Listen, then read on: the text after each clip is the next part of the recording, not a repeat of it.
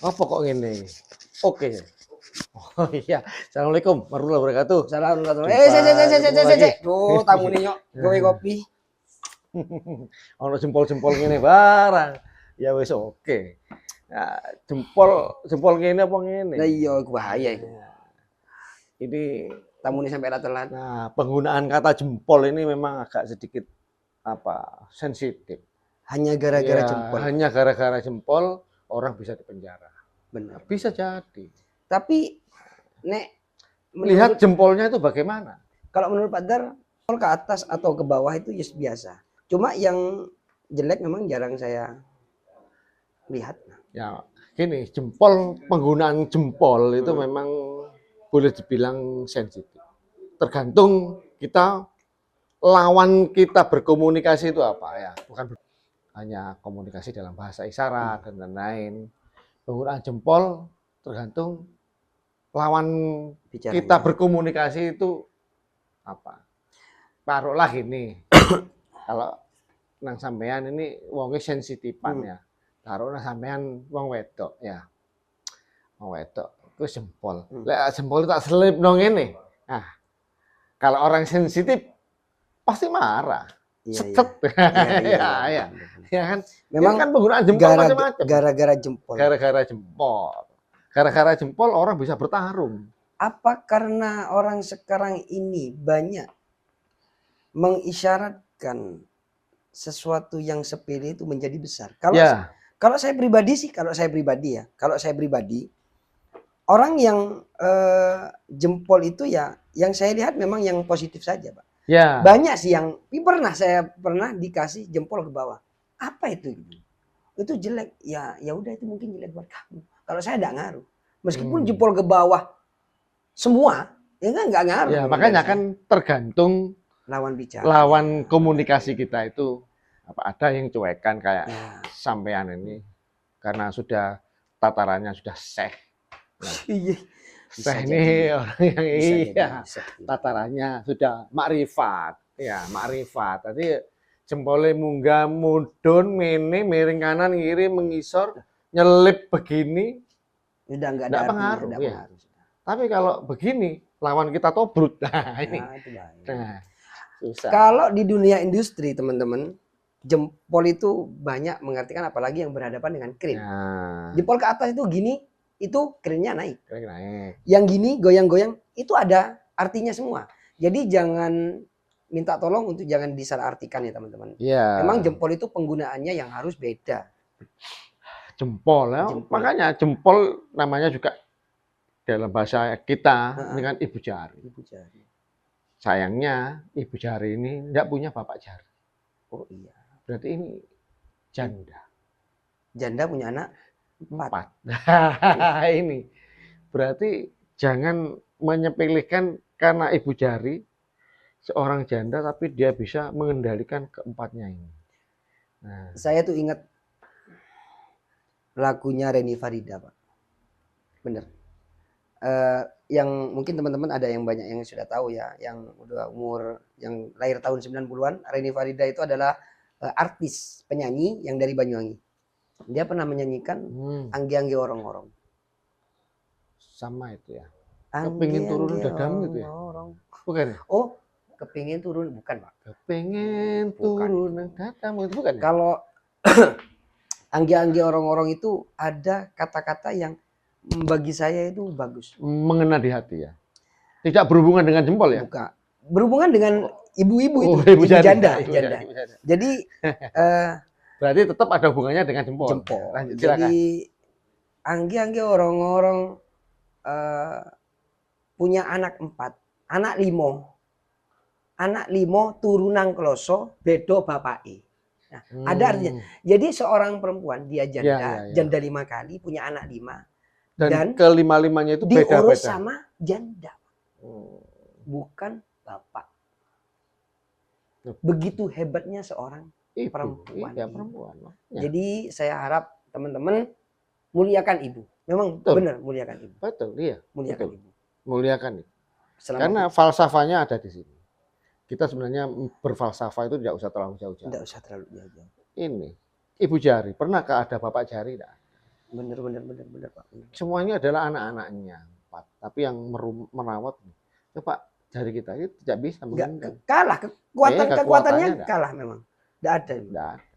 Benar. Siapa mungkin? Dan sekarang itu kan yang diborgol kalau ada penjahat memang pengen masuk, yang bukan pengen ya, masuk penjara, itu yang diikat ibu jari.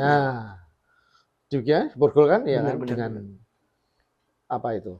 Tali krek gitu ya. Sama apa? Kabel tis. Ya, kabel tis. Atau tali krek ya, seperti itu. Memang jari sudah tidak bisa bergerak sudah ini. Kalau ayah itu sebagai tiang, kalau ibu adalah gentengnya, Pak. Ya, rumahnya.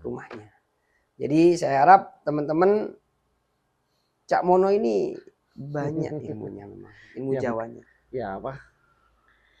Ya kita tidak usah terlalu muluk-muluk mencari literasi yang terlalu jauh ya. Ya dari tubuh kita ini kan juga ada falsafahnya sendiri. Seperti yang pernah disebutkan itu manusia, menungso, manunggaling rasa. Banyak lah buat kita berfalsafah. Kalau untuk Cak Mono sendiri, untuk sekarang ini apakah karena banyak yang Gen Z atau ya generasi ya banyak sih, saya juga tidak hafal, ada generasi Gen Y, Gen Z ya, bahkan yang terbaru generasi Gen Strawberry ya. Banyak. Apa karena mereka itu tidak menonton atau membaca sebuah masalah keseluruhan, jadinya gampang menyimpulkan? Ya, betul. Kalau saya lihat sih seperti itu. Mereka hanya melihat cuplikan-cuplikan tanpa menggali secara keseluruhan. Mereka hanya senang cuplikan yang bagus-bagus, yang pas mungkin di perasaannya dia. Iya, padahal dari cuplikan ini cerita di balik itu panjang. Keterangannya, kesimpulannya banyak dari sana. Ya, dari sana inilah mereka itu istilahnya sekarang serba instan. Maunya serba instan, maunya serba bagus semua, indah semua, baik semua. Jadi ya. Ini kalau boleh tahu. Wah, ini buku ini kitab ini. Makanya tidak saya tunjukkan, ini rahasia. Rahasia. Ini kitab gerbang untuk membuka 7 gerbang kehidupan. Boleh diceritakan? Ini.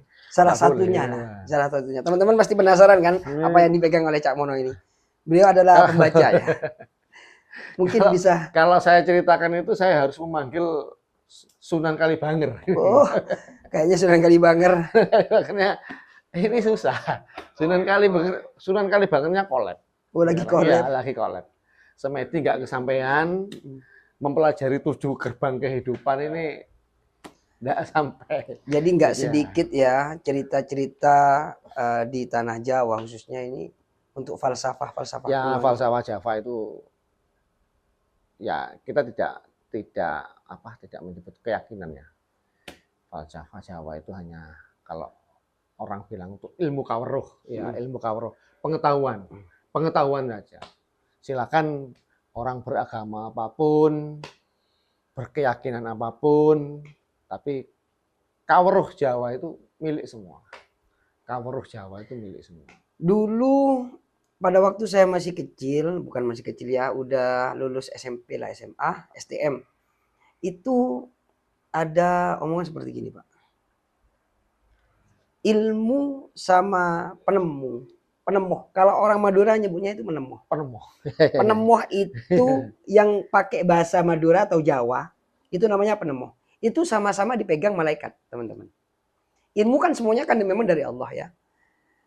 Ilmu dan penemuh itu dipegang oleh malaikat. Kalau ada manusia, seorang hamba yang meminta ilmu, itu pasti lama dapatnya. Karena apa teman-teman? Bisa ditebak karena apa? Itu karena ilmu ini harum. Karena ilmu ini harum, malaikat itu senang untuk mengambilnya, itu mau mengasihkan ke manusia ini lama. Karena ini harum. Nah, untuk penemuh ini teman-teman gampang karena ya mungkin ini agak menyinggung, mungkin enggak, ini memang katakan dari orang tua saya dulu, penemuh itu agak tidak enak baunya. Makanya kalau ada manusia atau hamba yang meminta penemuh itu langsung dikasihkan. Dan orang tua saya itu ada satu yang saya masih pegang sekarang. Dan ini mungkin berguna ya bagi teman-teman. Beneran. Ya harus dengan keyakinan. Dan itu bisa dipakai pada waktu-waktu kepepet. Saat terdesak ya? Bener. Saat terdesak. Dan misalnya, itu sudah saya. Misalnya terdesak karena dikejar oleh Morotuo. Itu enggak terlalu ke sana, Jadi ini dan saya sering praktekkan. Pada waktu teman-teman kebelet mau ke kamar mandi untuk buang air besar, beneran. Itu ada bacaannya. Supaya enggak kebelet lagi. Ya. Ini bahasa Madura. No kocu no kuaceh bunton pas kapasan. Wah, ini artinya ini masih belum ini. Ini paragraf pertama. No kocu no kuaceh bunton pas kapasan. Kayak tabu buruh ketaih kenton pacerapatan. Coba dilakukan. No kocu, dengerin lagi ya. No kocu no kuaceh. Ini sambil diusap ini. No kocu no kuaceh bunton pas kapasan. Kayak tabu buruh ketaih kenton pacerapatan. Kalau saya pribadi langsung hilang. Beneran itu, Pak. Ya. Itu beneran. Jadi langsung hilang, teman-teman. Tidak sakit perut. Yang maunya itu mau ke kamar mandi, mulat-mulat langsung gulung-gulung ya. Otomatis plong. Ya. Otomatis plong. Ini apa? Sakit perut ya? Sakit perut. Kalau kepepet karena dikejar oleh Morotuo. Itu kayaknya larinya harus kencang ya. Apa hongwilaheng apa ya? Nah, harus. Dan ini ngomong masalah ilmu, Pak ya. Saya dulu STM itu rambut saya panjang, Pak. Rambut saya panjang. Dan saya itu punya amalan. Summum bukmun umyun fahum la yaqilun. Summum bukmun umyun fahum la yarjiun. Summum bukmun umyun la yubsirun. 3 itu. Dibaca terus. Pada waktu itu ada guru, beliau memang ya sudah almarhum seperti ini. Ini adalah ya, semoga diberi semoga arwah beliau ditempatkan di sisi orang-orang yang dicintainya. Ya. Beliau guru saya dan memang bijak beliau. Beliau ingin memotong rambut siswa yang panjang. Dari masuk kelas saya baca amalan itu. Summum bukmun umyun fahum la yaqilun. Diniatin. Summum bukmun umyun fahum la yaqilun, summum bukmun umyun la yarjiun, summum bukmun umyun lahum. Sepanjang masuk sampai kelas ya? Sampai kelas. Sampai. Pas guru itu pegang gunting, pas di samping saya, los. Gak kena potong. Jujur gak kena potong. Pas selesai, pas pelajaran, pas keluar gurunya, teman-teman itu tanya, apa yang dibaca? Simple aja. Summum bukmun umyun fahum la yaqilun, summum bukmun umyun fahum la yarjiun, summum bukmun umyun fahum la yarjiun. 3 itu. Ini amalan yang perlu dianu ya. Nah, itu hilang. Berarti amalan ini bisa dipergunakan oleh orang-orang yang bermasalah, misalkan punya hutang nggak gelem bayar. Nah, kayak Sunan Kalibaga. Angkat tangan lah kalau itu saya, Pak. Nah, saya kalau masalah itu menghilang dari bagi teman-teman yang punya hutang tolong dibayar lah. Ini rekan-rekan yang punya hutang silakan dicatat nanti, didengarkan baik-baik, jangan di-skip. Ya, ini jangan di-skip. Amalan yang barusan terakhir ini berfungsi juga untuk rekan-rekan yang punya hutang tidak ingin bayar. Amin. Jadi sing nagih gak ketok. Ya, benar. Nah, sing nagih gak ketok, ya kan? Ya, otomatis itu. Otomatis. Lolos beneran. Kenapa enggak kelihatan? Karena singitan kisar lolos. Bisa jadi. Jadi ya nanti kalau ketemu Sunan Kalibanger biar ini dicatat ya, catat. Biar Sunan Kalibanger sambil semedi ngapal. Enggak nguyuh doa. Iya. Ini Sunan Kalibanger ini. Ini ya apa?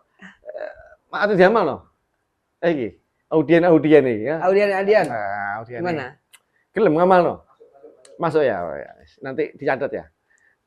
Audien satunya guyang-guyu doa ya.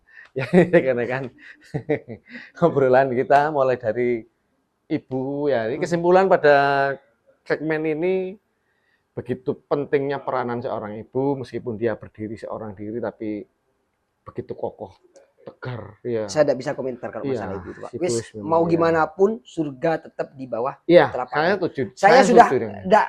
Kalau itu ya. Tangan saya sudah. Kalau masalah ibu,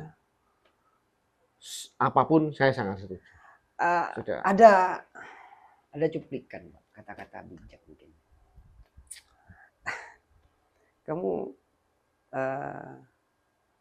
apakah seorang anak harus apa namanya itu? Apakah seorang anak harus menghormati orang tua? Terus dijawab, itu Fajar Sad Boy kalau nggak salah. Kata-katanya kayak gitu. Apa ya? Mungkin bisa dikoreksi teman-teman. Jadi Sad Boy itu bilang nggak harus. Loh, kenapa nggak harus? Iya, soalnya bukan keharusan kita menghormati orang tua, tapi adalah kewajiban.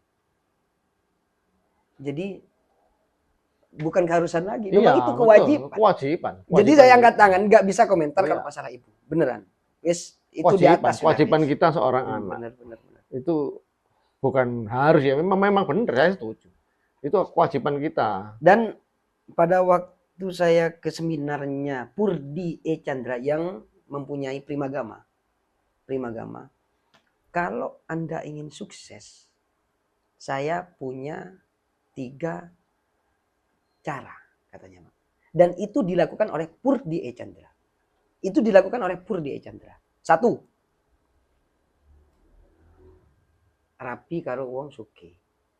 Kalau Anda ingin kaya, ya ini termasuk sunnah Rasul ya. Sunnah Rasul. Nikah sama orang kaya katanya. Yang kedua ini loh yang paling mengena. Hormati orang tua. Ya. Apalagi ibu. Udah, terlepas dari apapun, orang tua itu nomor 1. Orang tua itu kewajiban kita ya. Benar.